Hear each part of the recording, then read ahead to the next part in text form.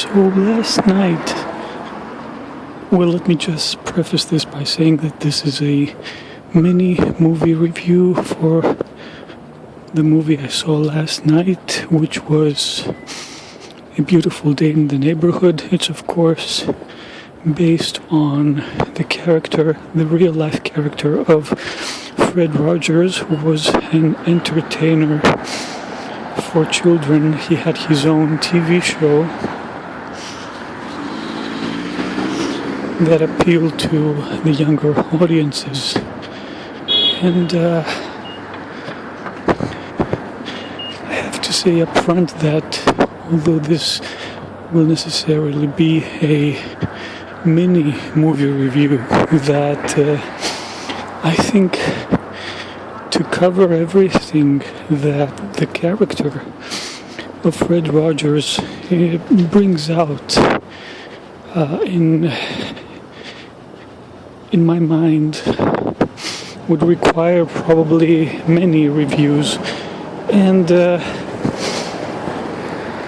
it's no coincidence that this character keeps resurfacing. I believe it was last year that there was a documentary with archival footage of Fred Rogers, which I saw, and which basically upset me. I mean, this person, and I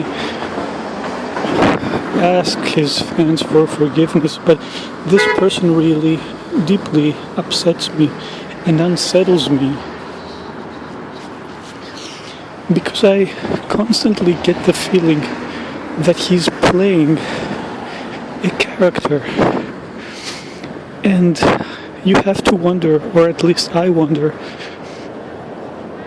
beneath all that patina and all those layers of religious doctrine, which he very cunningly and very intelligently, because I mean obviously he was a very intelligent man, he had his long lasting TV show, he appeared before Congress, I believe to ensure funding for PBS. So clearly a very intelligent man and minister and so on.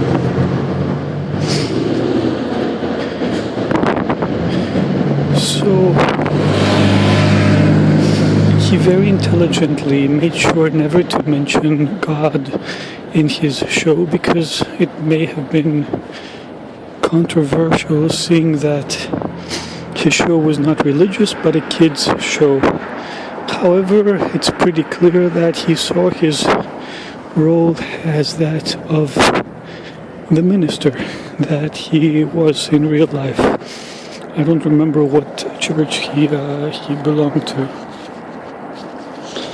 But anyway, as I say, I wonder, I don't know if some of you do as well, beneath all those layers of doctrine and religiosity, which I believe wholeheartedly was sincere. I don't think that, and in fact we learned this from the people who knew him best. His wife, I don't know exactly what his relationship with his children was, because, and there's a hint at that in the movie, that it was less than perfect. But no big scandals. I mean, it's not like he beat his kids or anything. So, but again, that means nothing. So, from as far as we know, and maybe something would have come out by now, he didn't have like a double life or anything. It's just that you get the feeling that he had the sort of insincerity that is typical of very repressed, usually very religious people, whether they are part of an established religion or a cult or whatever. So that has always been my problem with this character since I became aware of him. And I became aware of him as an adult. I didn't know him as a child. And I don't think that I missed out on much. I don't say that sarcastically. I sincerely believe it. But, I mean, I'd like to name this video, to give it the subtitle, that the lies we tell ourselves are the worst lies, because he seems like the sort of person who lied first and foremost to himself about how he truly felt about other people, especially his relationship to men, because I have like this very distinctive feeling that he was a very repressed gay man.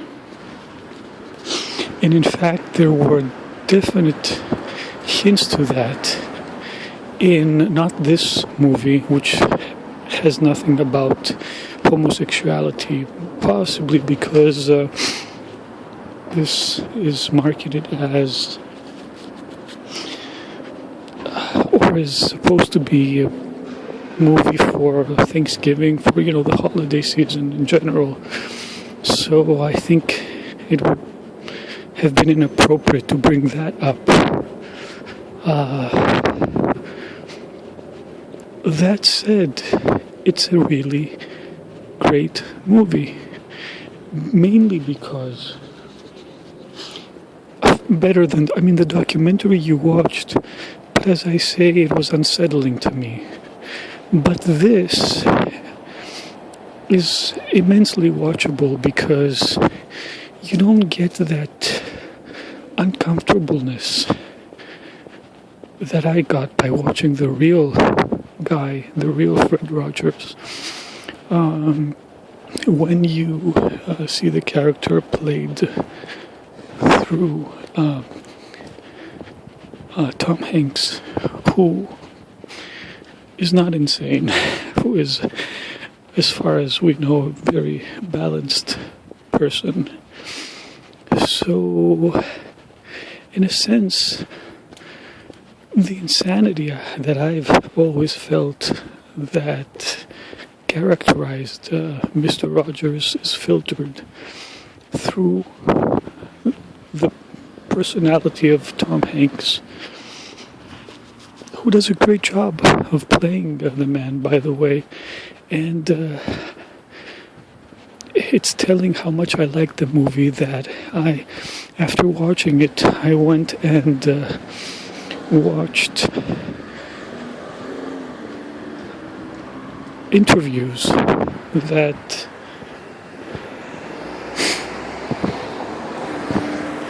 Tom Hanks did.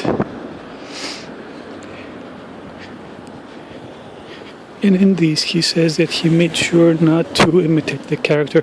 But I'm almost home, so maybe I'll have to do a second part. Although, in all honesty, I think it should be a multi-part review.